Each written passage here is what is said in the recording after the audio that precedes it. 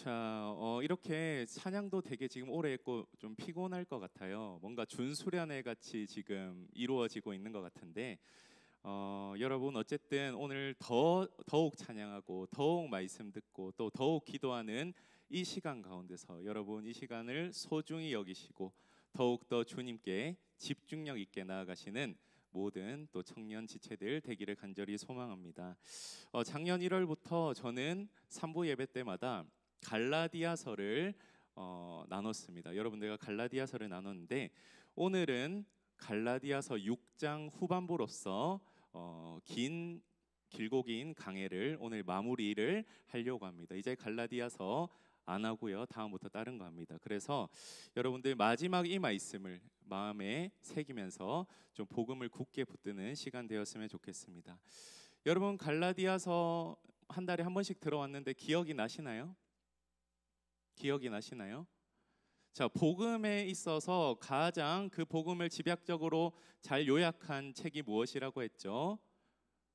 로마서입니다. 로마서. 여러분들 로마서 읽어보신 적 있죠? 네, 복음의 정수가 담겨 있는데 16장이 있습니다. 16장이 길다면 무엇을 읽어야 되냐? 갈라디아서를 읽어야 됩니다. 여러분 한 번 더 복습을 하도록 하겠습니다. 그림 한번 띄워 주시겠습니까? 자, 여러분 갈라디아서는 그림으로 봐야 조금 더 생생하게 어디에 위치하는지 볼 수 있는데요. 여러분 저 지역이 현재로서 어디죠? 어디죠? 티르키예입니다. 티르키예 지역입니다. 유럽 아시아를 잇는 티르키예 지역이 이전에 갈라디아 지역에 있었던 지역입니다. 여러분 갈라디아 보이죠? 영어로 되어 있는데 초록색 있는 저 지역을 갈라디아라고 하는데요. 저 지역에도 교회가 여러 군데가 있었습니다. 여러분 이 갈라디아서는 바울이 1차 전도 여행 때 들렀던 지역이죠. 거기서 복음으로 수많은 사람들을 변화시키고 그리고 그들을 복음으로 길러냈던 지역입니다. 그런데 바울이 썼던 편지보다 이 갈라디아 교인들에게, 성도들에게 그리고 사람들에게 썼던 이 편지의 어조가 굉장히 격정적임을 알 수 있습니다. 우리가 갈라디아서를 읽어보면 조금 더 바울이 흥분해 있다는 것을 우리는 발견하는데요. 왜냐하면 이 갈라디아 성도들이 처음에는 바울이 전한 복음 무엇이죠? 바울이 전한 복음이 오직 은혜, 오직 믿음, 오직 그리스도를 붙드는 바른 복음을 올바로 깨닫고 알고 있었어요.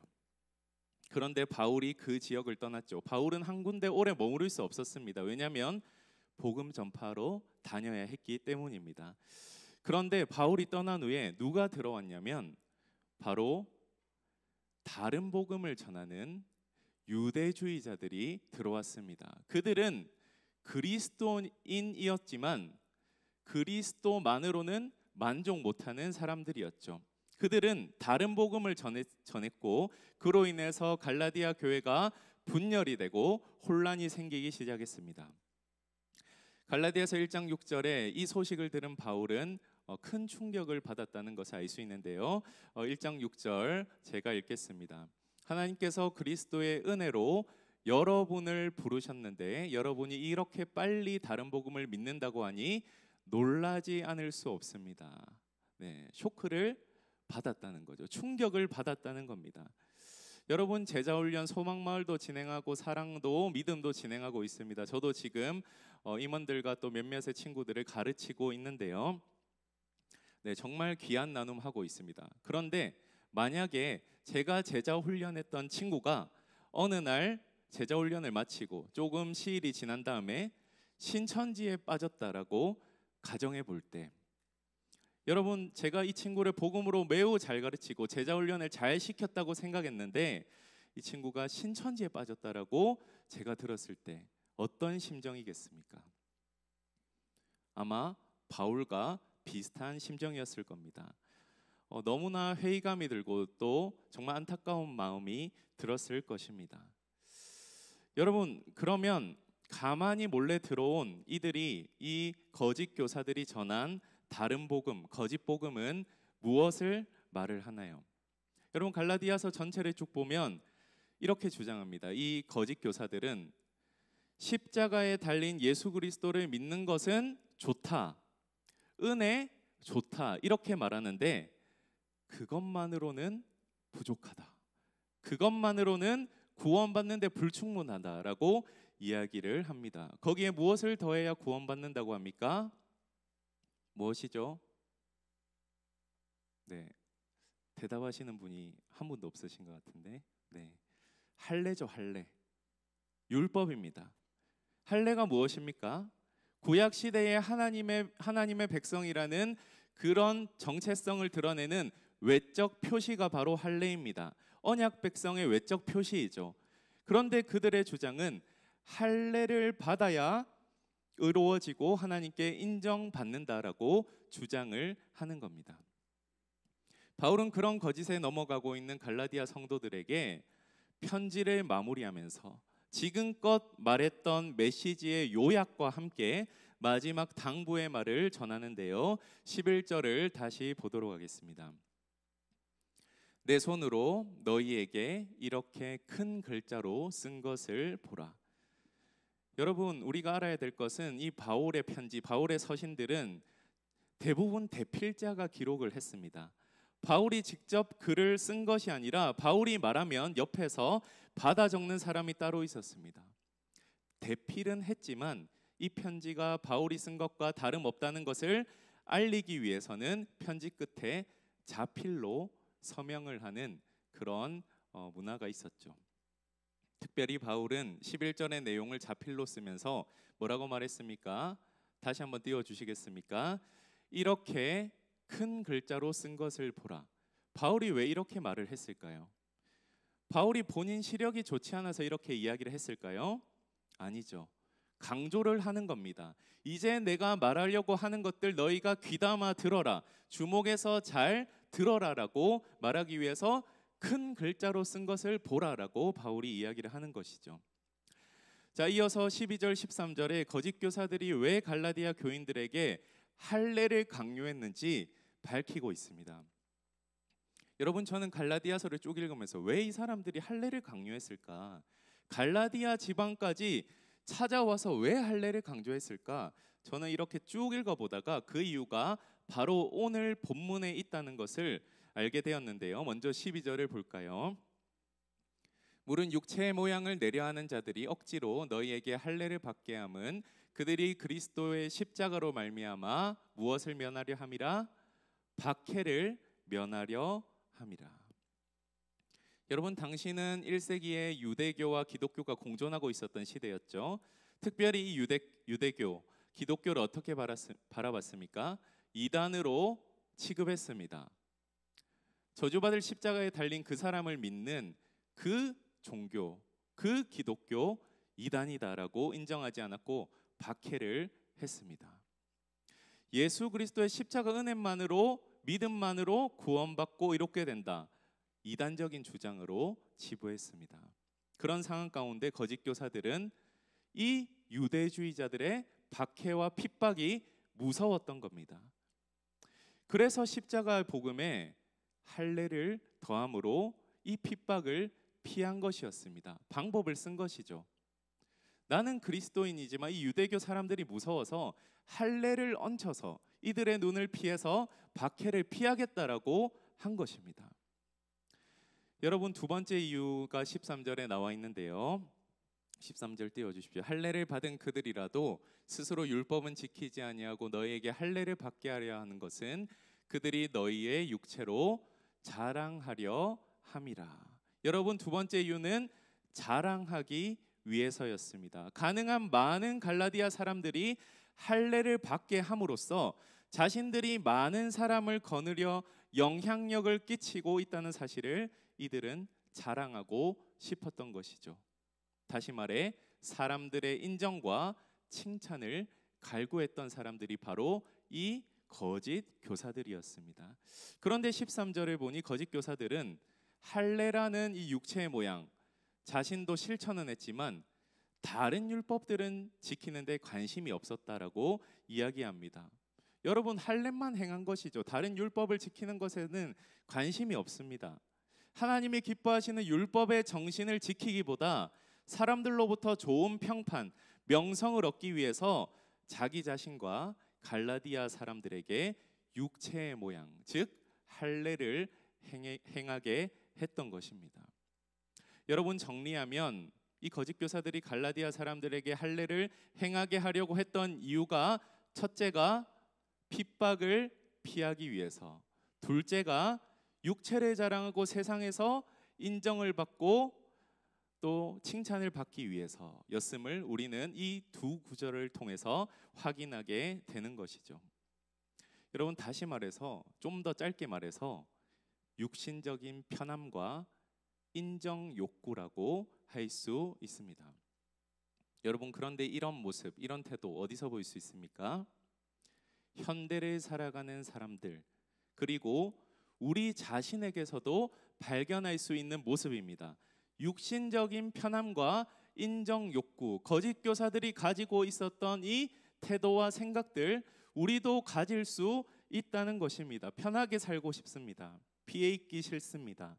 그리고 칭찬과 인정 받고 싶습니다. 지극히 당연한 인간적인 욕구죠. 그런데 이 인간적인 욕구의 문제가 무엇입니까? 반드시 수호해야 할 순수 십자가 복음, 참된 복음을 변질시켜 버린 것이죠. 여러분, 혹시 친구들이나 그리고 직장 동료들과 기독교 및 종교 얘기를 해본 적이 있으신가요? 그렇게 이제 대화한 후에 또 주변 사람들로부터 이런 이야기를 들은 적이 있으신가요? 기독교 신앙은 독단적이다, 독선적이다, 배타적이다. 다른 종교에도 구원의 길이 있지는 않은가? 예수만 구원자라고 독단적으로 선포하지 마라. 기독교는 좀 포용성을 가졌으면 좋겠다. 뭐로 가도 정상으로 가면 되는 것이 아니냐. 혹시 이런 얘기 들어보신 적 있나요? 여러분이 이런 말을 들었을 때 여러분은 어떻게 대답을 할 건가요? 내가 가지고 있는 신앙, 내가 가지고 있는 복음, 어떻게 변증하고 대답을 할 건가요? 두 부류의 사람이 있을 것입니다. 어떤 사람들은 진리에 대해서 정확하게 이야기해 줄 겁니다. 사도행전 4장 12절에 보면 베드로와 요한의 선포가 있습니다. 한번 띄워주시겠습니까? 절대 진리에 대해 명확한 입장을 밝히는 이 두 사도들의 모습을 볼 수 있는데, 아마 첫 번째 부류는 이 사도들과 같이 복음을, 진리를 수호하려고 대답을 할 겁니다. 함께 읽어보겠습니다. 시작. 다른 이로서는 구원을 받을 수 없나니 천하 사람 중에 구원을 받을 만한 다른 이름을 우리에게 주신 일이 없음이라 하였더라. 이렇게 대답할 것입니다. 그런데 또 다른 부류는 이렇게 하겠죠. 어떤 사람들이 내가 복음을 바르게 변증하고 내가 믿는 신앙이 맞다라고 주장하므로 불편하게 여기는 것이 아닐까? 내 생각을 말함으로써 혹시 관계가 불편해지지 않을까? 트러블이 생기지 않을까? 그렇게 생각하면서, 그래, 너 말도 맞다, 네 말도 인정한다, 이렇게 말하는 사람들도 있을 것입니다. 여러분, 그런데 우리는 어떤 입장을 취해야 됩니까? 전자입니까? 후자입니까? 전자입니다. 진리라면 분명하게 선포해야 하는 존재가 바로 그리스도인이다라는 말입니다. 여러분, 복음의 진리를 고백하면서 찾아오는 고난과 고통, 그리고 핍박, 조롱과 비아냥, 그리스도인이라면 감내할 수 있어야 된다는 겁니다. 때로는 복음을 수호하는 일로 인해서 사람들의 인정과 칭찬을 포기할 줄도 알아야 됩니다. 제가 지난 주중에 유튜브에서 미국 워싱턴에서 목회하시는 한 목사님의 설교를 듣게 되었는데요. 설교 가운데 미국에서 일어나고 있는 안타까운 상황을 듣게 되었습니다. 이 이야기를 들어보신 우리 지체들도 있을 것이고 뉴스를 통해 보신 분도 있을 것 같은데요. 우리나라와 달리 미국은 기독교 전통 국가이기 때문에 대통령 취임식 때 성경에 손을 얹고 선서를 하고, 그리고 목회자가 축복 기도를 하는 그러한 과정을 거치죠. 그리고 미국 상원 하원이 있잖아요. 하원이 개원할 때도 목사가 기도를 한다고 합니다.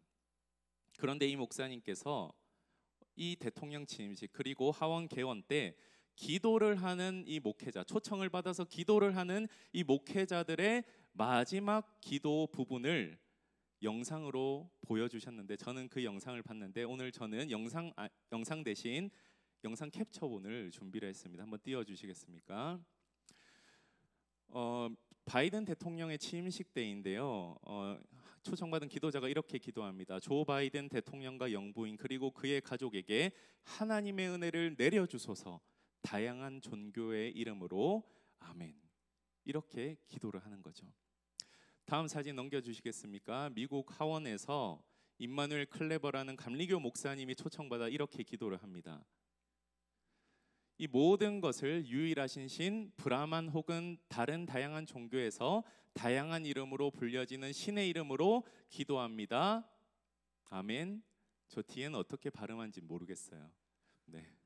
남자의 이름으로, 여자의 이름으로, 이런 뜻인 것 같습니다. 예수 이름으로 기도하지 않고 다양한 종교의 이름으로 기도하는 이 현실입니다. 그런데 제가 이 설교를 들었던 이 목사님도 미국 워싱턴에서 목회를 하시다 보니까 미국 하원의 초청을 받아서 기도하러 간 적이 있다라고 말씀하시면서 이제 본인의 경험을 이야기를 하시는데, 기도 부탁을 받을 때마다 이런 부탁을 받는다고 합니다. 방송을 지켜보는 사람들도 의원들의 종교도 다양하기 때문에 민감한 종교적 표현을 자제해달라라는 지침을 받는다라고 합니다. 예수 그리스도 이름으로 기도하지 말라라는 것이죠. 그리고 기도문을 미리 좀 보내달라, 우리가 검토를 하고 우리가 진행시키겠다, 이렇게 이야기를 했는데, 이 목사님은 어떻게 했을까요? 이 목사님은 미리 기도문을 보내면 검수를 당할 것 같아서 하루 전날 밤 12시에 기도문을 보냈다고 합니다. 그리고 다음날 이메일도 열어보지도 않고 기도하러 갔다고 합니다. 다행히 기도의 자리에 이 목사님은 서게 되었습니다. 하원 의장이 소개한 뒤에 이 목사님이 기도를 인도했는데요. 한번 띄워주세요. 어떻게 기도합니까? 우리의 구세주여 주님이 되시는 예수 그리스도의 이름으로 기도합니다. 아멘. 그 미국에서 다양한 사람들, 다양한 이제 인종들, 다양한 종교를 가진 사람들을 존중하는 마음으로 한 종교, 예수 그리스도의 이름으로 기도하지 말라라는 이 상황 가운데서 이 목사님은 담대하게 진리의 선포, 구원자의 이름을 외치면서 기도를 하는 것이죠. 이날 이후에 미국에서 생방송으로 기도를 지켜본 많은 사람들이 목사님에게 전화와 이메일이 왔다고 합니다. 손편지도 받았다고 합니다. 왜 종교의 자유가 있고 다양한 종교가 있는 미국에서 외국인이 예수님의 이름으로 기도합니까? 라고 질책하는 사람들이 한 사람도 없었다고 합니다. 모두 예수 이름으로 기도해 주셔서 감사합니다라는 메시지를 보내온 것이죠. 그런데 그러면서 이어지는 이 목사님의 안타까운 멘트가 있었습니다. 그 멘트가 무엇이냐면, 목사가 예수의 이름으로 기도하고 칭찬받는 시대를 맞이한 것입니다. 이렇게 이야기를 하는 거예요. 목사가 당연히 예수의 이름으로 기도해야 되는데 그 이름을 가지고 기도했는데 칭찬받고 잘했다라는 안타까운 상황을 씁쓸해하면서 말씀을 하는 것이죠. 여러분, 지금은 복음의 진리를 수호한다고 과거와 같이 생명을 위협받는 그런 고난은 잘 당하지 않습니다. 그러나 우리가 십자가를 자랑하고 참된 복음을 따를 때 오는 고난과 불편이 있다는 것입니다. 특별히 요즘 사회, 어떤 사회죠? 포스트 모더니즘 사회죠. 절대적인 가치가 상대적인 가치로 되고 상대적인 가치가 절대로 여겨지는 이 시대 가운데, 사사기 시대와 같이 자기 소견에 옳은 대로 행하는 이 시대 가운데서 우리가 절대 진리를 붙들고 살기가 쉽지가 않습니다. 여러분, 그렇게 살면 어떤 얘기를 듣습니까?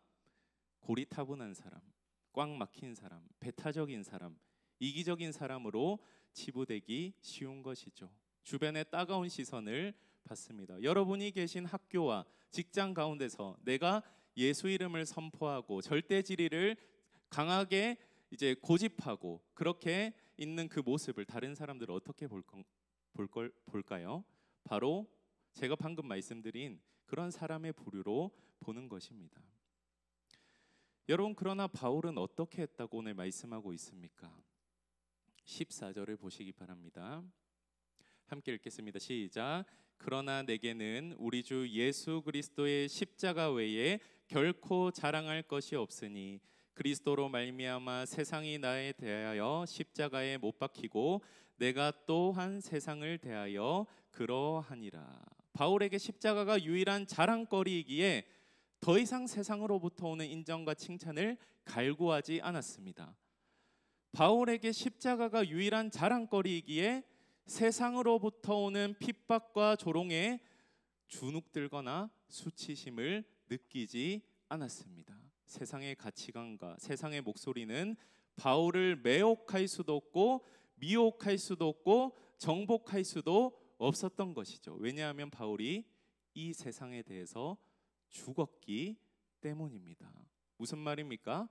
세상에 더 이상 영향을 받지 않는다는 말이죠.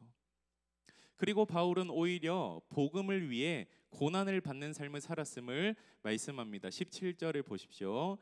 이후로는 누구든지 나를 괴롭게 하지 말라. 내가 예수의 흔적을 지니고 있노라. 여러분, 이 흔적이라는 말은 헬라어로 스티그마라고 합니다. 스티그마. 이 스티그마가 무엇이냐면, 계속 띄워 주십시오. 이 스티그마는 주인이 노예나 짐승에게 자신의 소유권을 표시하기 위해 찍은 도장을 의미합니다. 여러분, 바울이 가진 이 예수의 흔적이 자신의 소유권이 예수께 있고 예수님이 나의 주인임을 보장하는 도장이라는 것이죠. 그런데 그 스티그마, 흔적은 할례가 아니었습니다. 할례의 흔적이 아니라 그리스도를 위해 받은 무엇의 흔적이죠? 고난의 흔적이었습니다. 즉 바울이 가진 예수의 흔적은 고난이었습니다.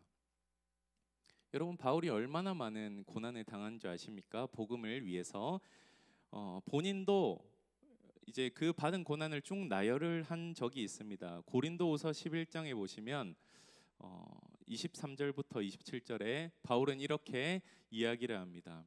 나는 더 많이 수고했고 감옥에도 더 많이 갇혔으며 셀 수 없을 정도로 매를 많이 맞았고 죽을 고비도 여러 번 넘겼습니다. 또 유대인에게 39대 맞는 태형을 5번이나 당하였습니다. 몽둥이로 3차례 맞고 돌에 맞은 적도 한 번 있었습니다. 배가 난파된 적도 3번 있었으며 밤낮을 망망대해서 표류한 적도 있었습니다. 자주 여행을 하는 동안 강물의 위험과 강도들로부터 오는 위험, 내 동족들에게서 받는 위험, 이방인들에게서 받는 위험, 도시에서 당하는 위험, 황량한 광야에서 당하는 위험, 바다의 위험, 또한 거짓 신자들로부터 오는 위험을 겪었습니다. 나는 수고하고 애쓰며 살았습니다. 잠 못 들어 밤을 지샌 적이 여러 번이고 배고프고 목마르고 굶기도 자주 하고 추위에 떨고 헐벗음의 고통도 받았습니다. 이루 셀 수 없을 만큼의 고난을 오직 그리스도를 위해서 자신이 당했다라는 것입니다. 그래서 이 갈라디아서 예수의 흔적, 나는 예수의 흔적을 가졌다. 이 흔적은 바로 방금 제가 읽어드린 이 고난의 과정을 겪으면서 생긴 그런 흔적이라는 것입니다. 여러분, 그러나 바울은 자신의 삶을 통해 그리스도의 십자가만 높이 드러날 수 있다면 어떤 핍박과 욕을 당해도 상관하지 않았습니다. 오히려 그 고난을 영광으로 가는 길이다라고 여겼던 것입니다. 여러분, 반면에 거짓 교사들은 예수의 흔적이 당연히 없었겠죠. 왜냐하면 고난을 피했기 때문입니다. 복음을 변질시켜 가면서까지 피했던 것이죠. 그러나 그들은 예수의 흔적이 없었기 때문에 그리스도로부터 오는 유익을 얻을 수 없었습니다. 당장 편하고자 하여서 구원과 관계없는, 영생과는 무관한 사람이 되어버렸던 것이죠. 바울은 이제 더 이상 갈라디아 사람들에게 이제 할례 문제로 그만 좀 얘기했으면 좋겠다. 할례 문제로 나를 더 이상 괴롭히지 말았으면 좋겠다. 그래서 너희가 15절에 나오듯이 15절 띄워주십시오. 할례나 무할례가 아무것도 아니다. 할래나 무할래에 집착하지 말고 무엇이 중요하다라고 말합니까? 새로 지으심을 받는 것만이 중요하다라고 말씀합니다. 여러분, 여기서 새로 지으심 영어로 보면 New Creation이라고 되어 있습니다. 새롭게 창조된 존재, 즉 새로운 피조물이다라는 것입니다. 중요한 것은 너희가 새로운 피조물이 되는 것이 중요하다라는 말씀입니다. 고린도후서 5장 17절에 이런 말씀이 있죠. 그런즉 누구든지 그리스도 안에 있으면 새로운 피조물이라. 이전 것은 지나갔으니 함께 읽을까요? 시작. 보라, 새 것이 되었도다라고 바울은 강력하게 선포를 하는 것이죠. 새 것이 되었습니다. 바울이 갈라디아 교회 방문했을 때 복음을 전하고 이들도 그리스도 안에 있는 새로운 피조물이 되었는데도 다시 어떻게 합니까? 돌아가려고 합니다. 이전 것이 지나갔는데 다시 이전 것으로 돌아가려고 하는 것이죠. 그래서 바울은 너무 안타까운 마음으로 이 마지막 메시지를 전하는 것입니다. 여러분, 새로운 피조물로서의 삶, 어떤 삶입니까? 오늘 본문에 비추어 보았을 때 이렇게 정리할 수 있습니다. 첫째, 십자가만을 자랑하는 삶. 둘째, 예수의 흔적을 지니는 삶입니다. 여러분, 오늘 본문 안에서 우리가 의미를 찾을 수 있다는 것이죠. 새 피조물로서의 삶입니다. 여러분, 우리가 갈라디아를 마무리하는 이 시점 가운데 조금 더 넓혀서 갈라디아서 전체 맥락을 보았을 때 새 피조물의 의미가 무엇입니까? 첫째, 믿음으로 의롭게 됨을 믿고 고백하는 삶입니다. 둘째, 지난주 설교 이전에 했던 설교처럼 무엇을 따라 행하는 삶이죠? 성령을 따라 행하는 삶. 이 삶이 바로 새 피조물로서의 삶인 줄 믿습니다. 여러분, 이 삶 우리가 살아가야 합니다. 새 피조물이라면 살아가야 하는 삶입니다. 우리가 반드시 주님께 영광을 돌리기 위해 우리가 이 땅 가운데 이렇게 살아가야 한다는 것이죠. 자, 이제 바울은 축복합니다. 이렇게 살아가는 새 피조물들에게 바울은 복을 선포를 하는데요. 16절에서 하나님께서 주시는 평강과 긍휼이 있을지어다라고 먼저 말하고요. 18절에 뭐라고 말합니까? 형제들아, 우리 주 예수 그리스도의 은혜가 너희 심령에 있을지어다. 16절, 18절에 축복의 내용을 이들에게 선포를 하는 것이죠. 여러분, 마지막 절 18절을 한번 보시기 바랍니다. 갈라디아서의 마지막 장 마지막 절인데요. 만약에 바울이 처음에 이제 가지고 있었던 그 격정적인 어조, 그 격렬한 감정, 정말 안타깝고 때로는 또 화나는 그 감정을 가지고 마지막에 갈라디아 사람들아, 너희의 모습을 보니 내가 더 이상 희망을 느낄 수가 없다. 아직 너희는 옛 피조물에 머무는구나. 내가 그렇게 너희에게 복음을 전하려고 노력을 했는데 다시 할례와 율법으로 돌아간 것을 보면 나는 이제 더 이상 할 것이 없다. 이제 알아서 해라.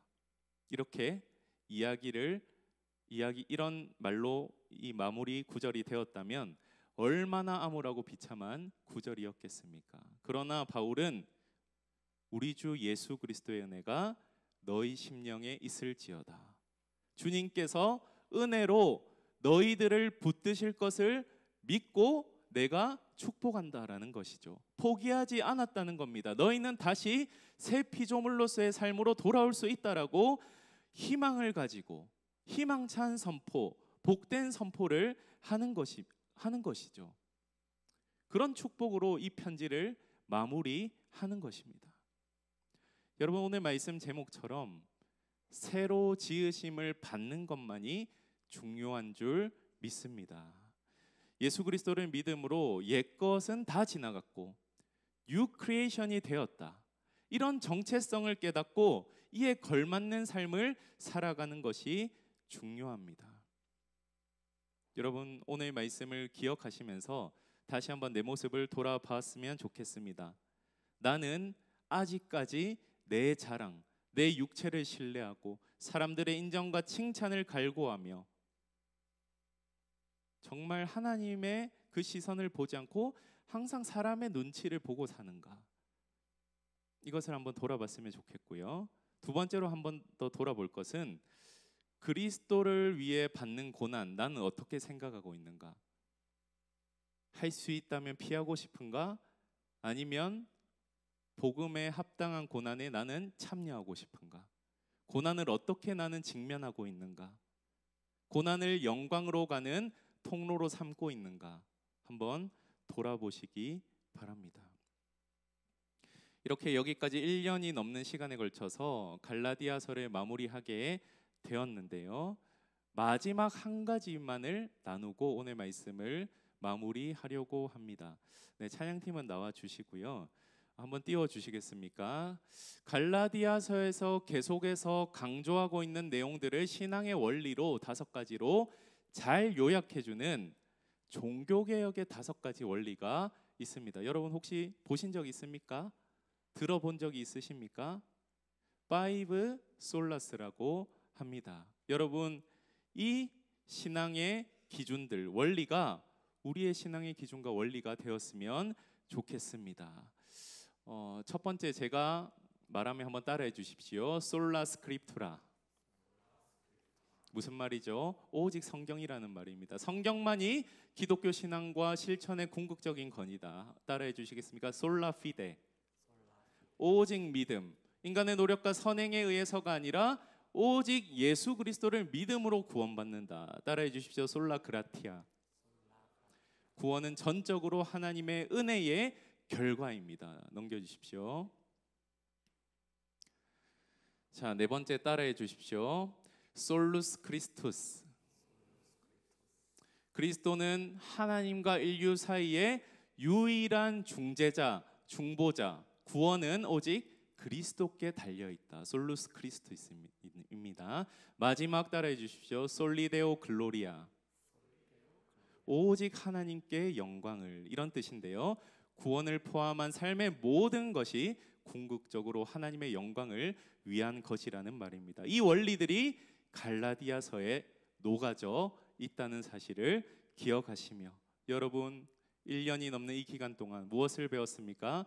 복음의 진리, 방금 배웠던 파이브 솔라스, 이 신앙의 원리를 우리가 배웠습니다. 여러분 이 기준 꽉 붙들고 신앙의 원리 견지하시면서 이 세상 살아가시며 복음에 합당한 열매를 맺어가시는 이 자리에 있는 모든 우리 청년들 되시기를 주의 이름으로 간절히 축복합니다.